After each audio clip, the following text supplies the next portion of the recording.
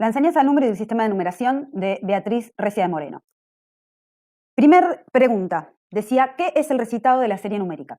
El recitado de la serie numérica consiste en decir de manera oral la serie ordenada de números sin estar asignándola a ningún objeto. Un ejemplo sería cuando jugábamos a las escondidas, que había alguien que era asignado para contar, ¿sí? Lo que nosotros llamábamos contar en ese momento. Esa persona lo que estaba haciendo no era contar, sino recitar la serie numérica. ¿Por qué? Porque no estaba otorgándole ningún sentido o ninguna asociación a esos números con objetos. ¿Sí? Decía 1, 2, 3, 4, 5, 6, 7, 8, como podría haber estado cantando una canción. ¿Sí? Pero estaba diciendo la serie numérica y lo estaba diciendo en lo posible, nadie chequeaba esto, de manera ordenada. ¿Sí? No decía 5, 4, 83. Bien. Pregunta B. ¿Qué requiere saber contar? Hagamos, antes de pensar en estos principios de Hellman sobre conteo, hagamos la distinción entonces entre recitado y conteo.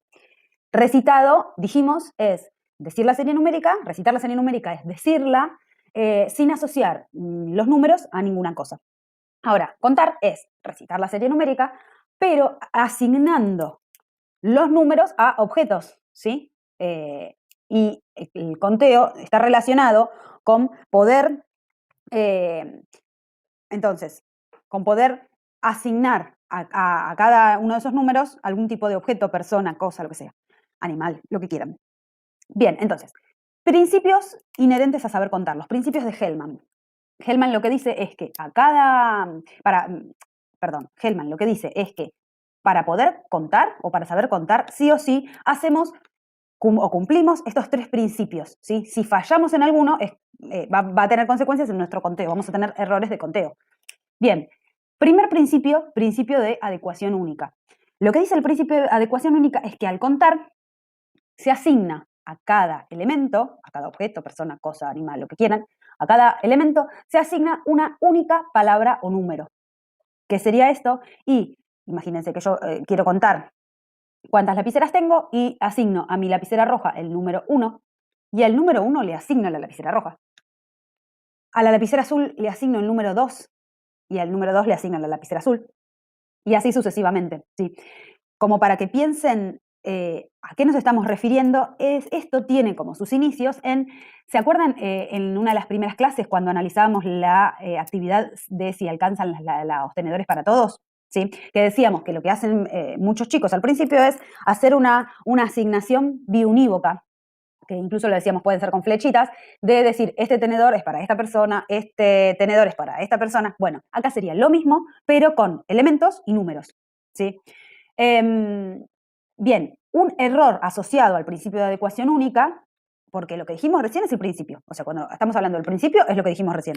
Ahora, ¿cuál es el error que surge cuando este principio los chicos no lo conocen o no lo aplican, ¿sí? O no lo están utilizando? Es que por ejemplo, el texto dice, les va más rápido en la boca que la mano, ¿sí? Yo diría, la mano, que es la que selecciona el elemento, el objeto, tiene un ritmo. Y la boca tiene otro. La boca es la que dice la serie numérica. Entonces, por ejemplo, yo digo 1, 2, 3, 4, 5, 6, 7, 8. ¿Sí? Ustedes ven, lo que está pasando es que no estoy cumpliendo con el principio de adecuación única. Porque a cada lapicera no le asigné un número. Pregunta C. ¿Qué hipótesis construyen inicialmente los niños para producir e interpretar representaciones numéricas y de dónde las obtienen?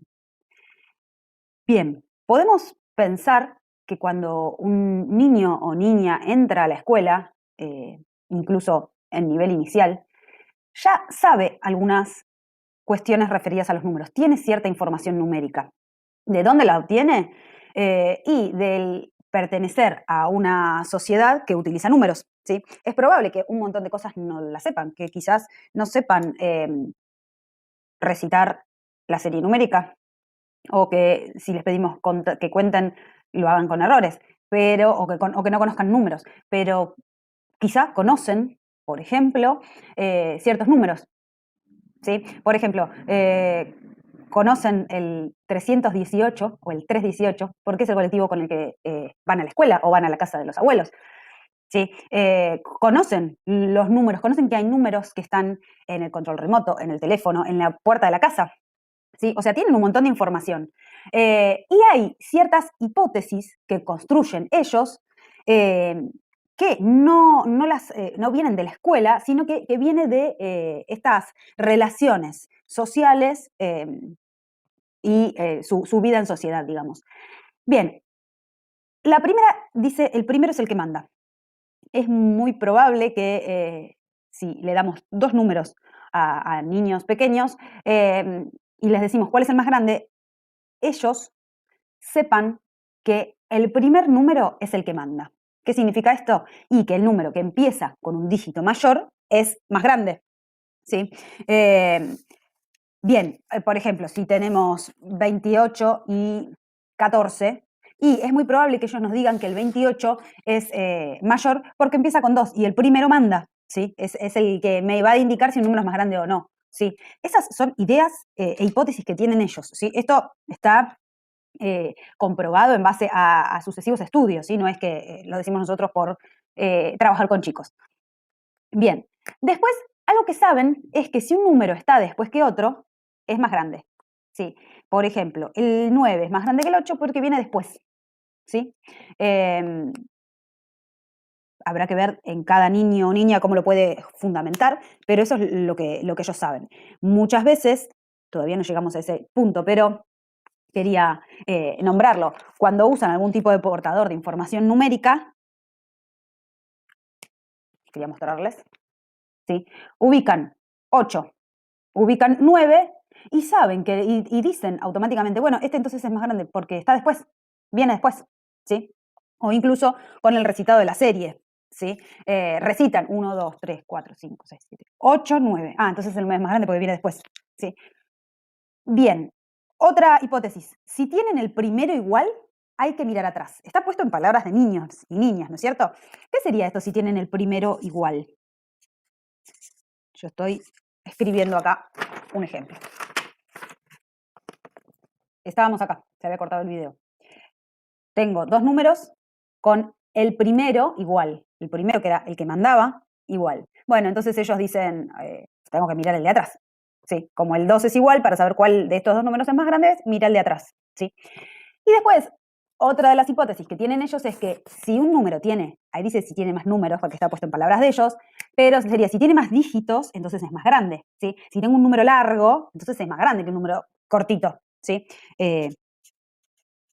Por ejemplo, estos dos. ¿Sí? Y este va a ser, el de arriba va a ser mucho más grande. ¿Por qué? Y porque tiene más números. ¿Sí? Piensen en estas hipótesis relacionándolas con los que yo le decía al principio. Es probable que esto lo sepa un nene o una nena que ni conoce el número 1234. ¿Sí? ¿Sí? Y eso no le impide poder decidir cuál de los dos es más grande. ¿Mm? Por eso es que con este enfoque de la didáctica de la matemática no hacemos, y por algunas cosas más que ya las vamos a charlar en un ratito, no hacemos estos recortes que hacía la enseñanza tradicional, que quienes somos un poquito más grandes o quienes tuvieron una enseñanza tradicional, recordarán que nosotros, al menos yo cuando era chica, era, bueno, esta semana aprendemos el 1. Y entonces, en mi caso, ya estoy entrada en años, pero lo que nos hacían era picar, ¿sí? O sea, escribir en una hoja grande el número 1 y picar con papel glacé o algo, formar el número 1, investigar, o sea, todo era con el 1, escribir el 1. Entonces, era todo como muy fragmentado. Después, cuando ya éramos más grandes, era, por ejemplo, la semana del 10. Entonces, toda la semana era solamente el 10. Y lo que cuestiona Recia de Moreno en este texto es, bueno, entonces, esto sería esta manera de enseñar, ¿no? Donde le enseñamos toda la semana la familia del 10, ¿sí? Y sería como considerar que los chicos y chicas, yo lo voy a, Beatriz Recia de Moreno lo dice de una manera más diplomática, yo voy a ser un poco más burda, digo, creemos que entonces que los chicos estos vivieron dentro de una burbuja hasta que entraron a la escuela, hasta que llegaron a que yo le enseñe a partir del número 1. La realidad es que no, ellos ya tienen un montón de hipótesis, ¿sí? Formadas sobre los números, ya conocen un montón de números. Quizás no conoce el 7, no conoce el 5, pero, como les decía antes, sí conoce el 318, sí conoce no sé, sí conoce el 51, sí conoce el 74, sí conoce el número 10.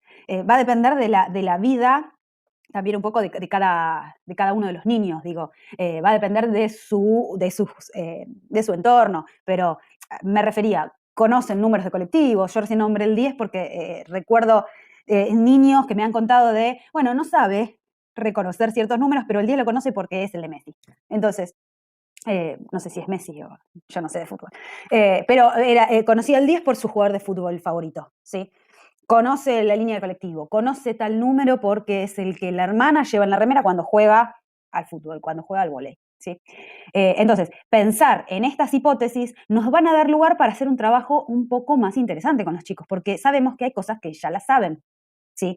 El rol de la escuela va a ser apuntar ahí, analizar, explicitar, porque quizás todos no se dieron cuenta de lo mismo, pero digo, no son una tabula rasa en blanco que no saben absolutamente nada de la... Pregunta D. ¿A partir de qué dos informaciones los niños construyen ideas acerca de la escritura de los números? Las dos informaciones que sirven a los chicos para construir ideas sobre cómo se escriben los números son la numeración hablada y los nudos.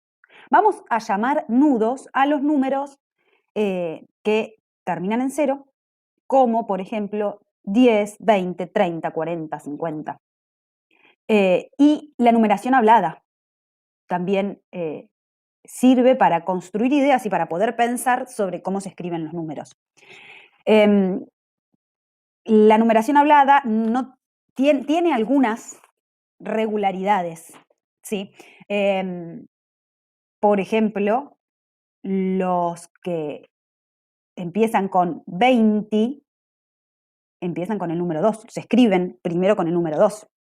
Sí, podemos pensarlo así, ¿no es cierto? Ahora bien, fíjense en este ejemplo que yo les puse acá esta imagen. El primero, que es un número 30.054, es una escritura que hace una nena en un material del que habla ahí en el texto, que son entrevistas, es un estudio que se hizo con chicos de entre 6 a 8 años, 4 a 8 años, perdón. Bueno, entonces lo que les pedían era anotar tal número, anotar tal otro, escribilo, es mayor o menor que otro. Esos eran los pedidos de la persona que los entrevistaba. Esta era una nena que se le pidió que escriba el número 354. Ella no lo conocía, ¿no? Todavía. Y fíjense cómo lo escribió. El número era 354. Fíjense si en esa escritura no construyó sus ideas sobre cómo se escribe el número a partir de la numeración hablada de los números y de los nudos, perdón. ¿Por qué? Porque a ella le sonó 300, anotó 354, 300 como nudo, ¿no? Bien, y lo que hace el entrevistador es primero preguntarle, 354, ¿es más grande o más chico que 400? Y la nena le decía, no, es más chico porque viene antes. Ok, entonces, escribí 354, bien, lo escribió. Ahora, en lugar de el entrevistador decirle, no, pero lo escribiste mal, mira, te lo escribo, se escribe así, como nos contestaría la escuela tradicional, tomó esto que la nena había dicho antes de 354 es menor que 400, y lo que hace entonces le dice, bueno, y a ver, escribilo el 400, escribilo al lado. Perfecto.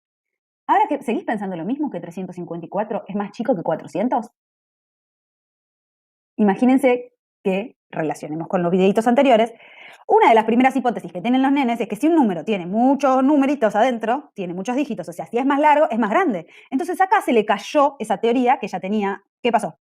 Hay algo, dice la nena, que está mal, porque 354 yo había dicho que era más chiquito, pero sin embargo yo lo escribí con un montón de dígitos. ¿Sí? Entonces, este es el trabajo que nosotros vamos a buscar en las aulas, en las salas. ¿Sí? Buscar este tipo de intervenciones. Bien, Recia Moreno dice, si se le ofrecen diversas situaciones en las que pueda comparar números de diferentes cantidades de cifras, progresivamente irá construyendo ideas acerca de que los 10, 20, 30, etc. van con 2 números, los cientos van con 3, los miles van con 4. Estos conocimientos funcionan como control de escrituras ligadas a la numeración hablada. Son muchos números, se les escucha decir, y se embarcan en reiterados intentos de modificar la escritura hasta lograr reducir la cantidad de cifras. Esto es algo importante, pero quiero hacer una aclaración antes de decir, de analizar esto. Fíjense que hay palabras que son un poco raras, ¿no? Diecis, veintis, treintis, y que en este enfoque de enseñanza de la matemática los vamos a utilizar bastante, ¿sí? Ya no vamos a hablar de unidad, decena, centena en primaria, al menos, por lo menos hasta cuarto, sino que vamos a hablar de unos, de dieces, de cienes, y acá aparecen palabras aún más raras, que son diecis, veintis, treintis. ¿Pero por qué las vamos a usar?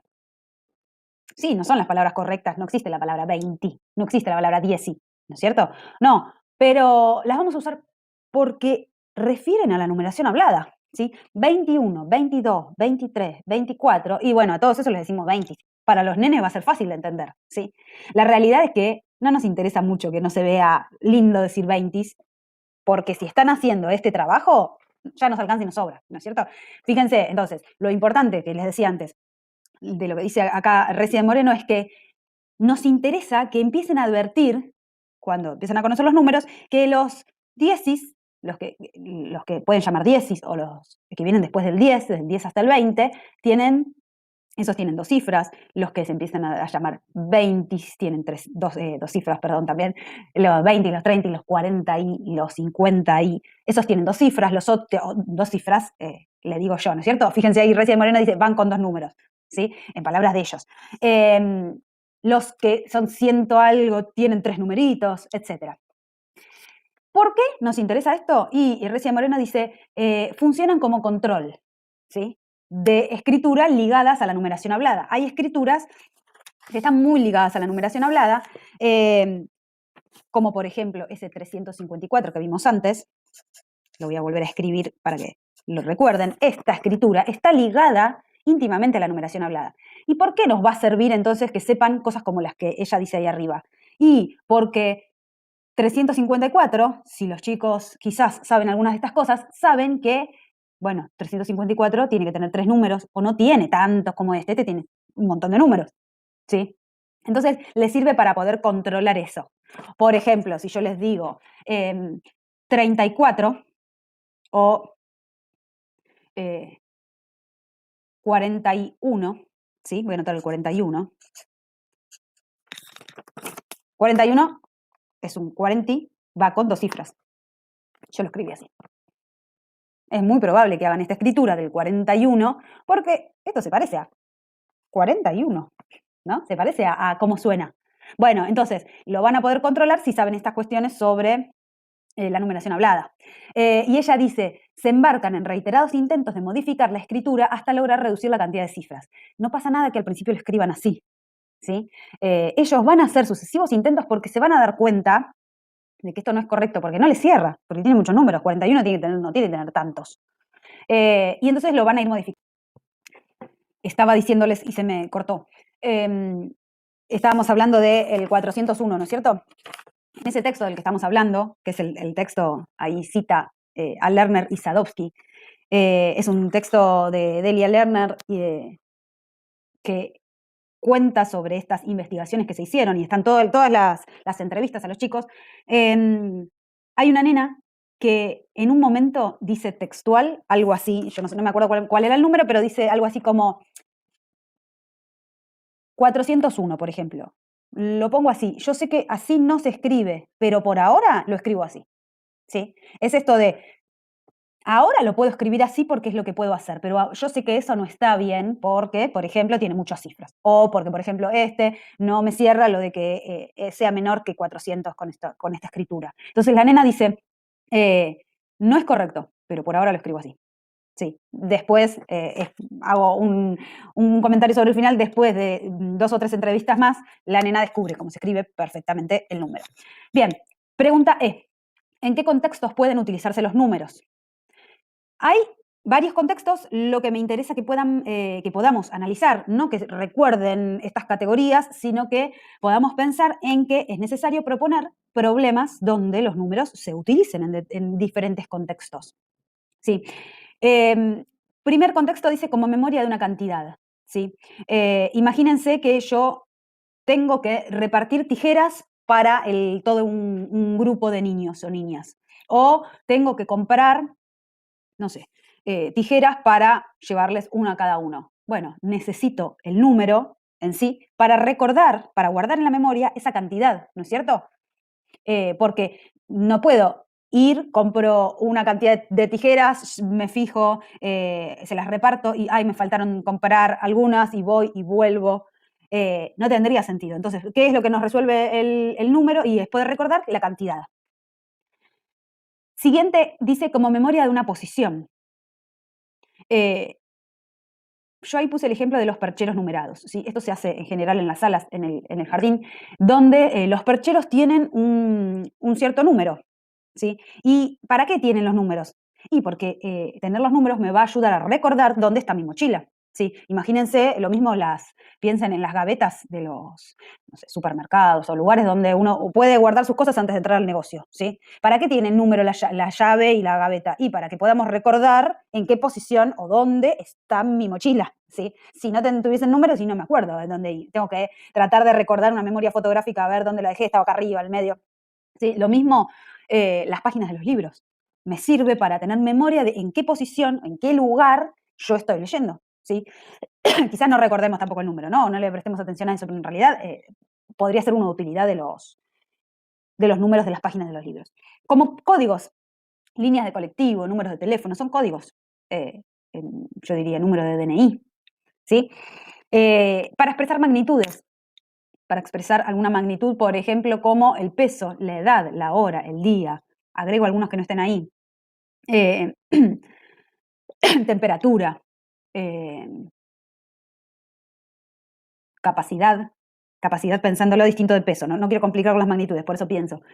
Capacidad sería cuántos mililitros o cuántos litros, ¿sí? Tiene una botella. Último, entonces, para anticipar resultados. A veces los números nos sirven para anticipar algún resultado que vayamos que estemos buscando y que vayamos a obtener después. Yo les puse como ejemplo el juego del tesoro. El juego del tesoro está en ese mismo texto. Ya lo iremos a analizar. En el juego del tesoro, los números los usamos, que son la cantidad de fichitas o porotos o piedras preciosas que tenemos dentro de la caja, los usamos para poder resolver el problema, ¿sí? A eso nos referimos con anticipar resultados.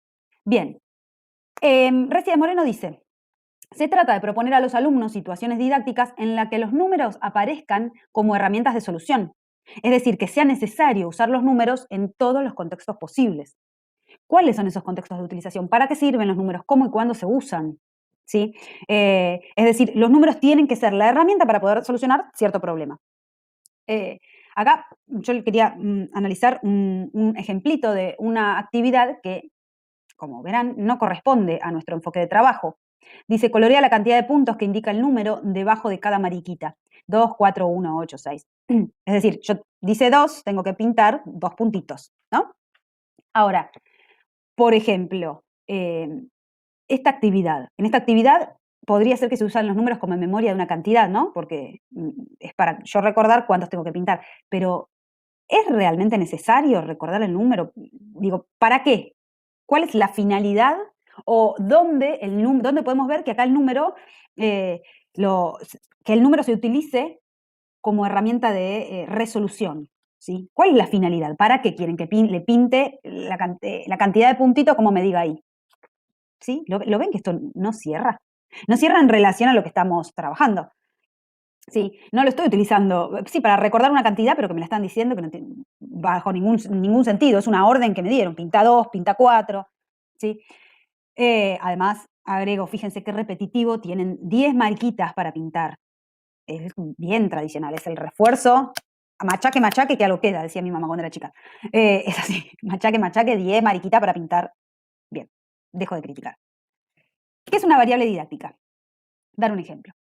La definición que aparece en el texto dice que una variable didáctica son aspectos, o es un aspecto, cuya modificación exige cambios en las estrategias de resolución de los alumnos y en relación con los saberes puestos en juego. Vamos a tratar de desentrañar esa definición que es un poco compleja.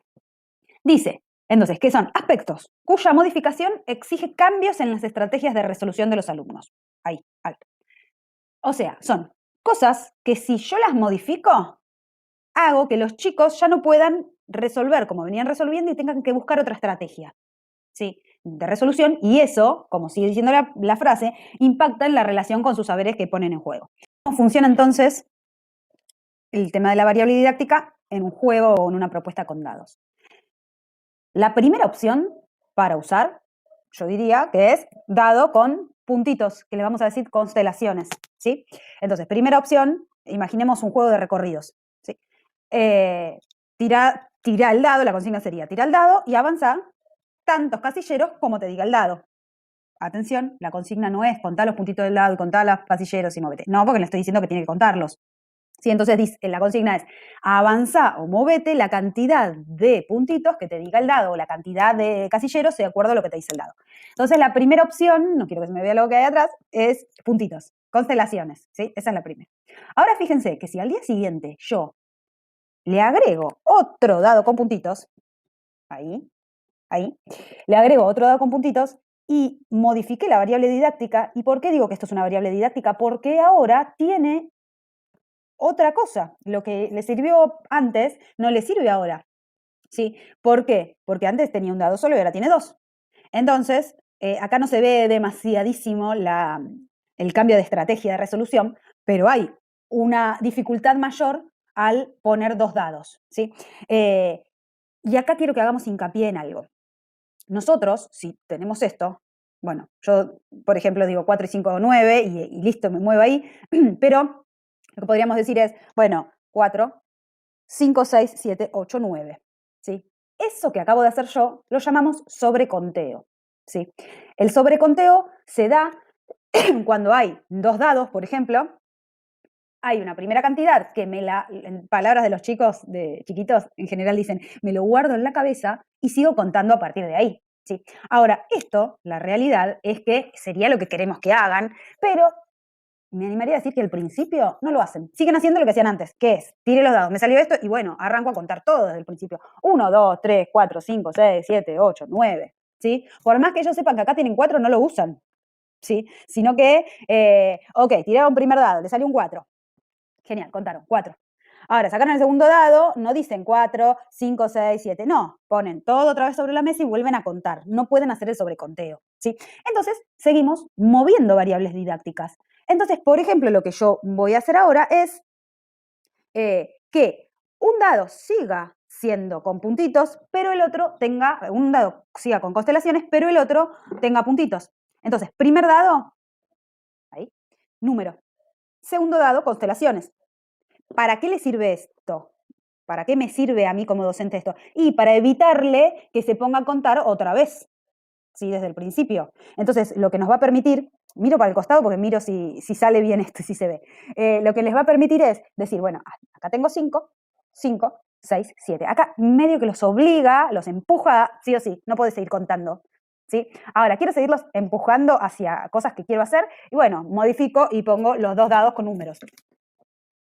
Entonces ahí sí, ya no pueden usar el conteo, no pueden usar el sobreconteo, ¿sí? Se ve como yo modifico la variable didáctica, que son mis dados, y ya no les sirve resolver de la misma manera. Tienen que cambiar las estrategias de resolución, es decir, cómo resuelven, y eso tiene que ver con que avancen sus conocimientos puestos en juego.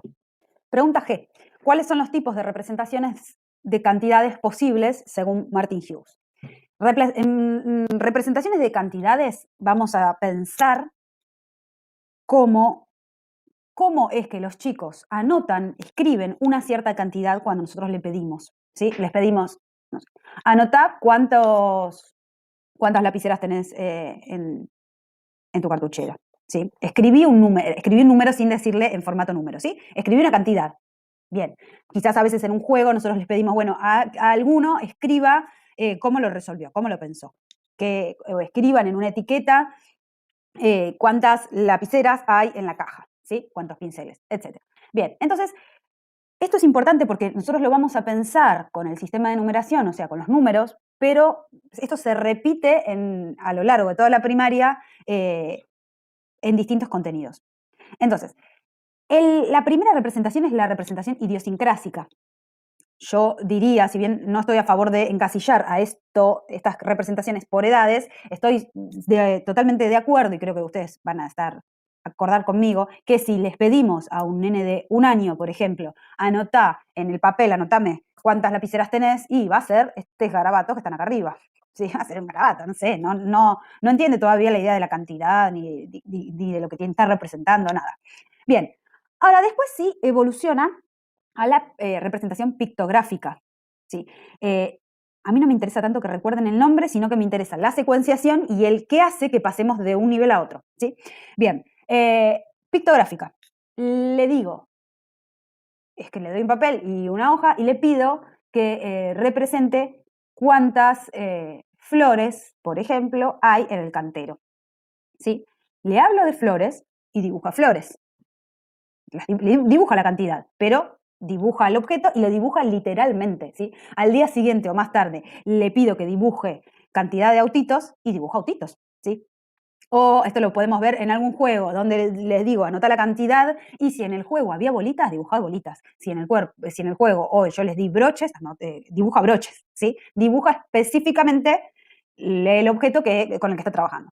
Ahora después, en algún momento, se empiezan a dar cuenta de que da exactamente igual si el problema o la situación habla de broches o habla de bolitas, porque en realidad lo que nos interesa es la cantidad, no la cualidad. No nos importa qué es, sino que el número es la cantidad, independientemente de lo que sea, ¿sí?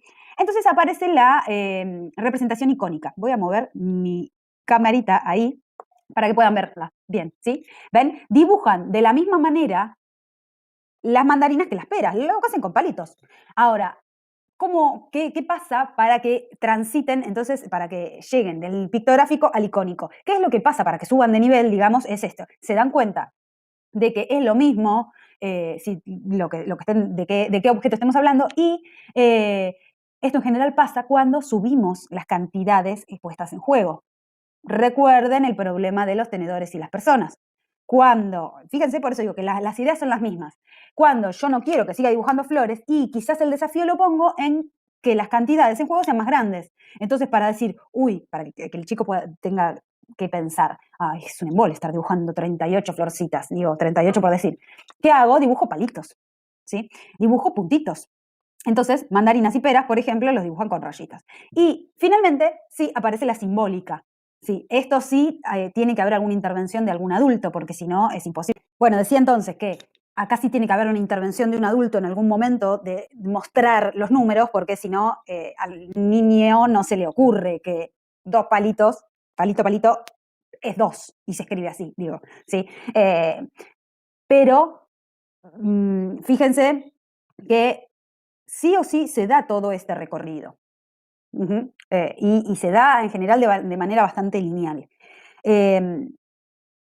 Aclaración, para la simbólica no nos importa. Fíjense que acá hicieron algunos números al revés. No interesa, sí, en términos de la construcción del número que están teniendo. Bien, dice, pregunta H, ¿cómo hacer para que evolucionen esas formas de representación? Hago el gesto que hago en general. Hay que empujar. ¿Sí? Ahora, no alcanza con eso. Empujar es este primer recuadro, el que está arriba. Plantear problemas en los que el recurso ya no sea útil. O sea, lo corro del lugar cómodo. Ahora no alcanza con eso. Entonces, es necesario proponer puestas en común. Destaco la escritura de la palabra puesta en común porque es una palabra que donde en general surgen errores en la escritura. Entonces, proponer puestas en común. ¿Qué son las puestas en común? Momentos donde circulen las resoluciones. Fíjense lo que dice acá abajo. Proponer discusiones que comparen estrategias de resolución. ¿Sí? Entonces, primero proponer una puesta en común, ¿sí? Donde fulano cuente al resto que él hizo las florcitas, donde Mengano cuente y muestre sus palitos, ¿sí? Etcétera. Ahora, no alcanza con eso. Un poquito más. Es necesario que nosotros propongamos discusiones donde se comparemos la resolución de las florcitas con la de los palitos, ¿sí? Y que nosotros habilitemos esa discusión de, pero si el problema dice flores o el juego dice flores, ¿vale hacer palitos? ¿Sí? Ponerlo en discusión, charlarlo con ellos. Sí, vale poner palitos. Entonces, yo que no sé dibujar nada, ¿puedo usar siempre palitos? Porque además me es mucho más rápido, ¿sí? Insisto, no contarlo nosotros tipo al final de la clase, bueno, fulanito resuelve así, menganito resuelve así, pero lo que es más cómodo es las palitos. No. No porque no es el sentido, no corresponde a nuestro enfoque. Entonces, lo ponemos sobre la mesa y lo discutimos, a ver qué pasa ahí. Hacemos circular ese conocimiento. Y el que lo toma, lo toma. Quiero aclarar eso, ¿sí? No significa que a partir del juego siguiente, ahora entonces ya charlamos sobre los palitos, entonces todos tienen que usar palitos. No, ni va a pasar, voy a ser real y cruel, no va a pasar que la clase siguiente todos usen palitos y tampoco lo esperamos, ¿sí? Porque tiene que ver con un proceso de lo que están haciendo. Ahora bien, bueno, usamos las retroacciones estas del medio, con los pares, con los pares, porque en algún momento esto se va a ir modificando. Y emplear portadores de información numérica, que en breve viene la pregunta al respecto. La pregunta I decía qué es una banda numérica y por qué es útil usarla. Bien, ahí en la imagen aparecen diversos portadores de información numérica, como decía la diapositiva anterior. Entonces, portadores de información numérica es cualquier objeto, material, lo que sea, donde figure la serie ordenada de números. Fíjense, yo puse ahí calendario, yo antes lo había mostrado en un video, calendario. Incluso a lo que sirve con los niños, niñas, ahí lo pongo cerquita. Este es el de mi hija, que ya tenemos que cambiarle de mes.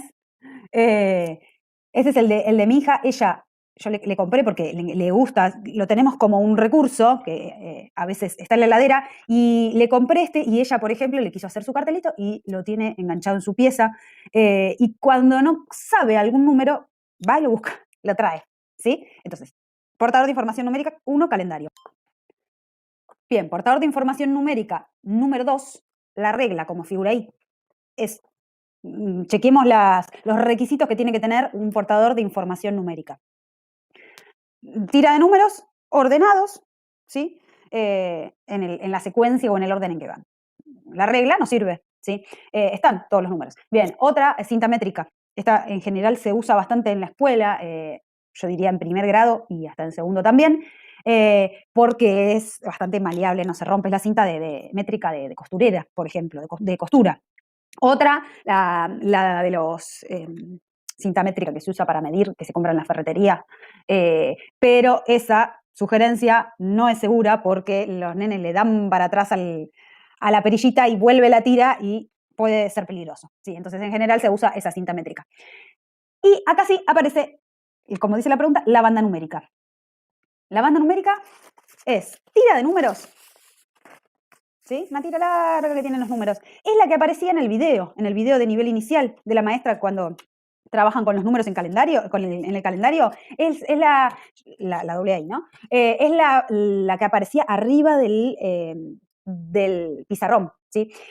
Yo, sugerencia, ¿sí? Ahí le haría una observación a ese video y diría que esa banda numérica no tendría que estar ahí, sino que tendría que estar a la altura de los niños y niñas. Porque la necesitan usar y está ahí arriba y se me escapa la visión y digo, no puedo señalar tanto si tengo algo de acá hasta allá arriba, ¿sí? Es mucho más fácil si lo tengo cerquita y lo puedo tocar e ir marcando. Entonces, banda numérica es esta. Y antes de pensar en para qué se usan los portadores, castillo de números. Este se utiliza en primer año de primaria, seguro, yo diría un poquito en segundo también, ¿sí? Tiene todos los números. En general se le dice castillo de números, podría decirse cuadro de números. Este tiene desde el 1 hasta el 99, ¿sí?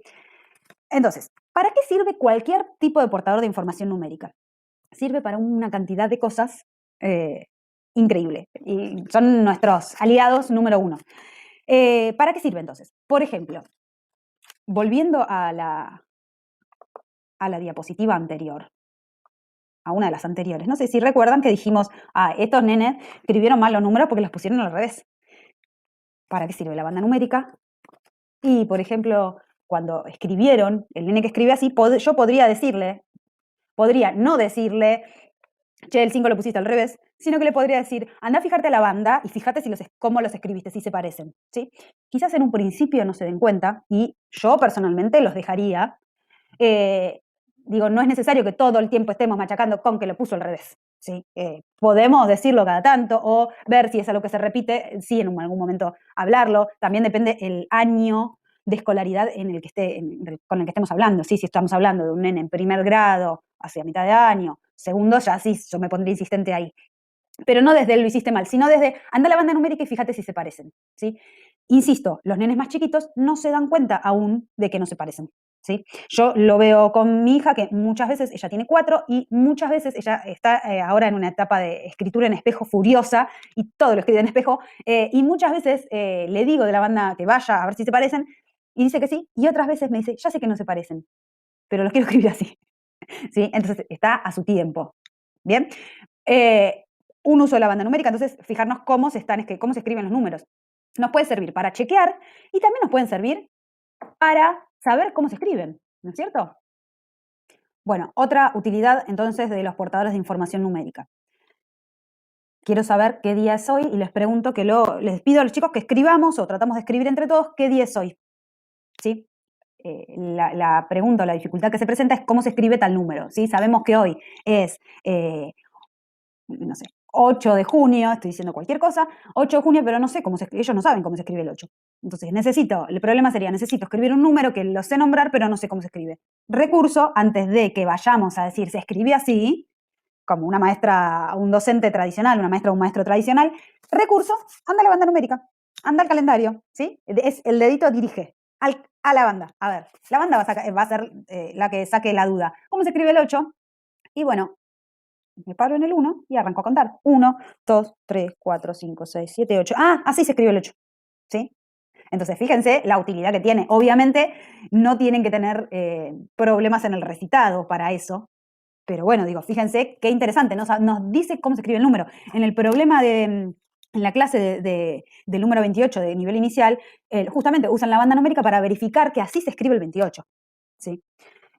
Obviamente esto no lo van a usar toda la vida, porque, digamos, no lo van a usar con el 76, que van a contar hasta ahí, porque en el momento que estén estudiando el 76, la idea es que ya tengan que puedan usar otras estrategias.